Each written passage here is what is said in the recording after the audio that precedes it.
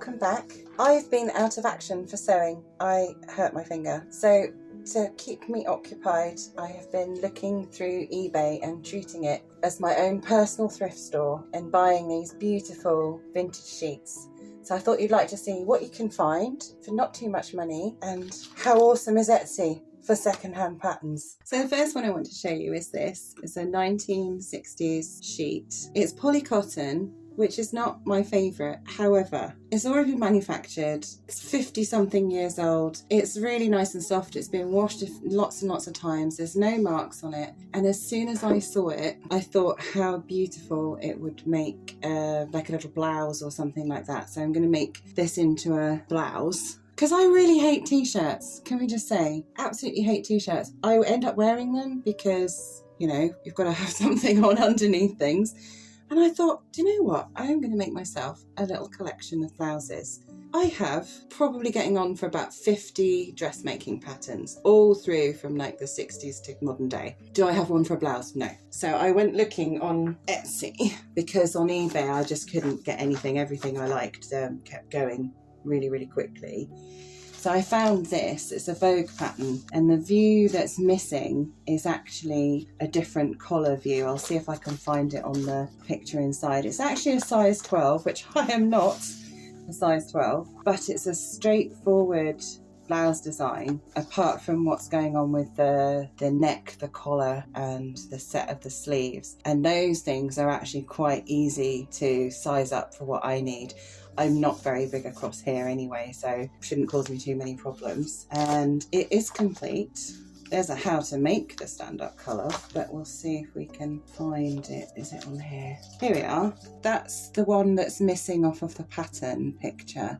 And you can see it's sort of like a stand-up ruffly collar, and I think this is a 1970s. It's difficult to say. It's either very early 1970s or very late, but it's not the middle. But there's a horrible, like, I don't like pussycat bows and things, but I was thinking how cool would that be to combine the stand-up collar with these pin tucks, turn it round, take the buttons out and have the buttons on the back. So you've got this cute little pin tuck detail and then a little stand-up collar, and then probably sleeves like that, but a little bit longer, but not that long. So that's what I'm going to do out of this one, is definitely the pin tuck design down the front, and I think it'll work quite well as long as I'm careful with where I put each little bit. So I think that that's all close together, so like that. And then I just wanted to say a little note about this pattern. I have never seen a pattern like this. Please leave a comment if you have. I thought this was where to put insert lace, and it isn't. It's where to put embroidery.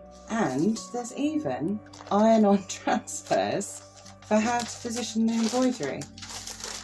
Look at this. There's your blouse front, and then there's the bit where you put the embroidery. I probably won't be doing that, certainly not on a patterned fabric anyway. If I ever do, I'll be sure to come and show you. But I also thought this would be a really good way of getting the positioning if I wanted to do lace insertion, which brings me to my next fabric. So my next fabric is actually one of mine. I was looking around, if you've seen my little, but is it cottagecore pin cushion that I did last week. This is the fabric that I used for the first one I made to show. I mean, I've made lots before. And I went wriggling around, and just, this was literally folded up on the shelf in one of my cupboards, and I saw that, and I didn't realise how much I had until I opened it out. This is actually from one of my old dresses. This is a Laura Ashley dress that it's still got its pockets in it, which is really cool. I could probably make this into another skirt, but I don't want to. It's not quite long enough. There's not quite enough fabric. So I'm going to make this into a blouse as well, and this one is going to be made using insertion lace. So I'm going to make it, it'll look like that, but obviously that's embroidery like I just explained. I'm going to do lace insertion. I don't think I'm going to be able to get that number. How many is that? 1, 2, 3, 4, 5 on each side. I might end up only being able to get 3. It's very much dependent on what lace I use. And I would like to use something quite vintagey, so I might not be able to get hold of very much. It might not be the right width, who knows, but that's what I'm going to do with that one. And I'm just so happy, and don't know if you can detect a bit of a theme with the colours.